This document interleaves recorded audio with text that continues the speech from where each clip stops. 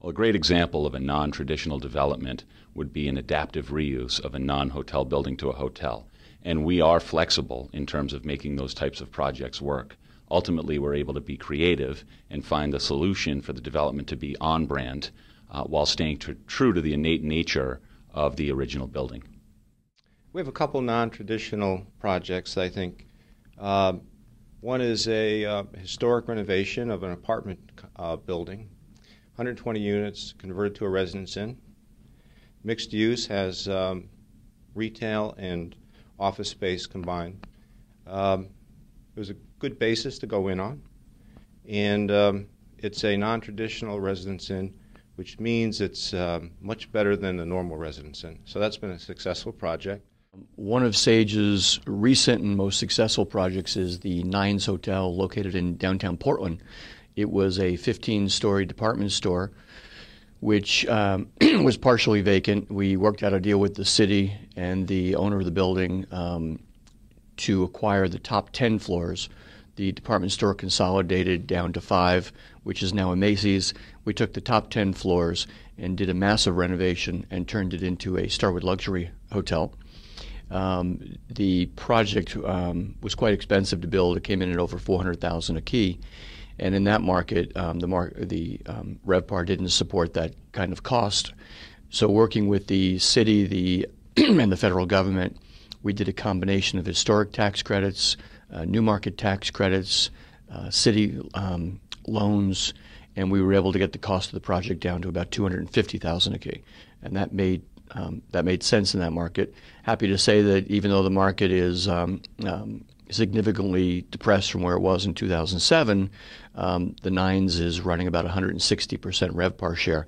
So being a historic rehab, the customers really embraced the uniqueness of the hotel, and we've had a great run with it both on the hotel side and the food and beverage side.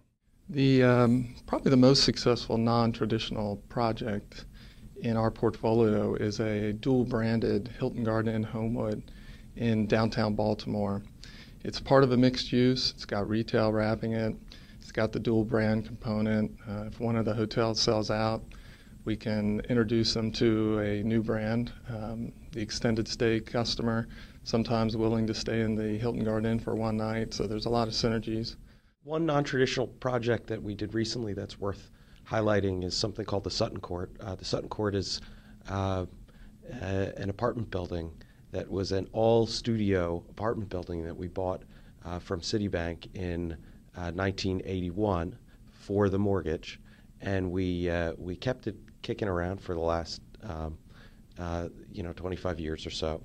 And very recently we determined that it had a better life as an extended stay, residential hotel style property. And so what we did is we gradually, one by one, removed all of the residential tenants and redid everything in the building, top to bottom, and beautifully furnished all of the apartments, and went into the extended stay hotel business. And it worked out really, really well, particularly because of the fact that the booking, the system of hotel booking has really been reaggregated into enterprises other than the big brand names. And so we were able to take advantage of all the things that the internet has to offer. We developed a project in Detroit, Michigan, which became the Westin Book Cadillac Hotel, which was 453 hotel rooms and 67 condominium units on top of the hotel. And the reason it's been successful is because we built a 5-star hotel that basically captured the market in Detroit, and we control about 143% of our market share, which has been a remarkable achievement in a very difficult economy.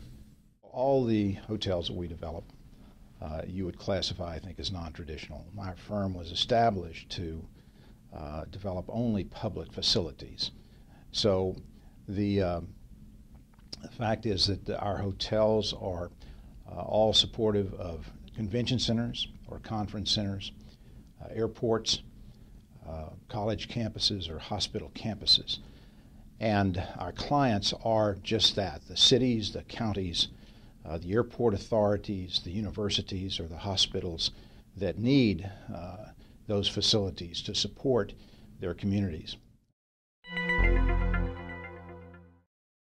They make sense in today's economy because, one, the Residence Inn brand has been resilient, and it's survived the storm better than other assets. Ultimately, to most maximize and benefit the hotel, each component has to be successful. So if it's residential, the residential needs to be able to sell well. If it's retail, the retail has to have good partners for the hotel.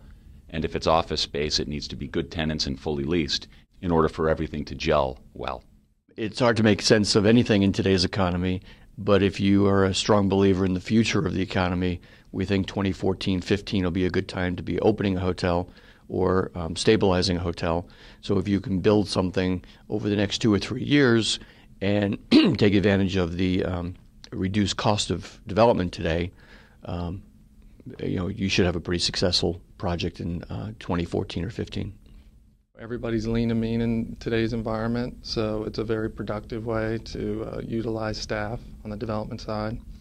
I think it's relevant in that land is still expensive, even in today's environment. So to be able to spread that land cost out over 2 properties has been very beneficial.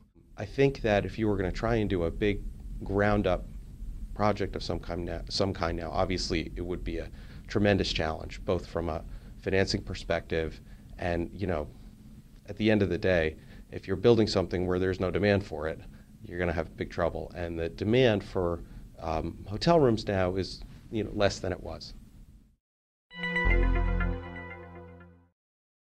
In today's environment, when cities are strapped for cash, it's tougher.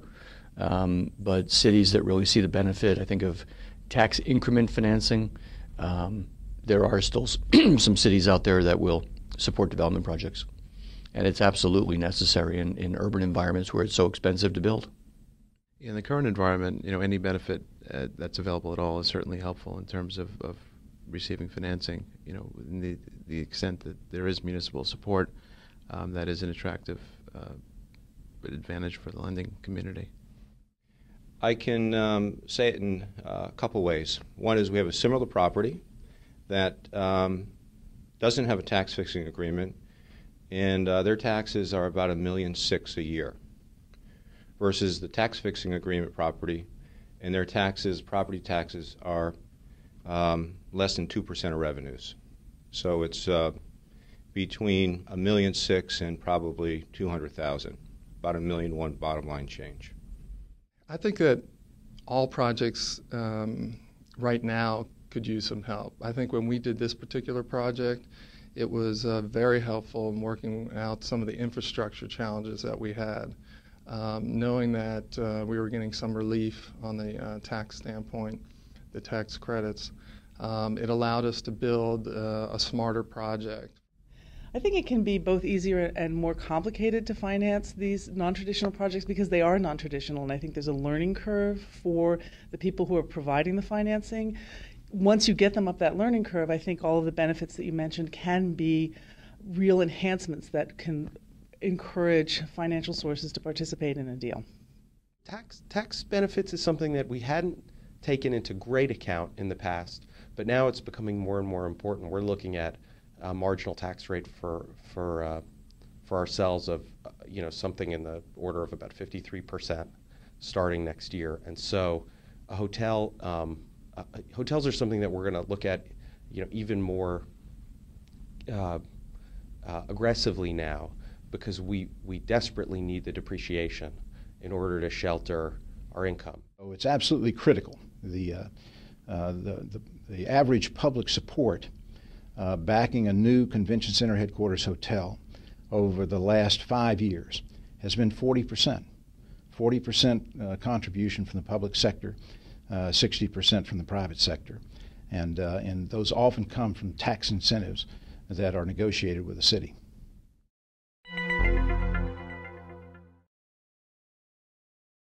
The participation of a major brand can be important, particularly if you're looking at the financing perspective. To the extent that a deal is a non-traditional deal, having a brand participate in it gives it a little piece of mainstream that financial sources may take some comfort from. There's a lot of different schools of thoughts about independent versus branded. I think branded is probably the majority of the branded deals are more successful than non-branded deals, but probably the most successful deals of all are the ones that are non-branded but have their own unique identity that really brings people to those projects.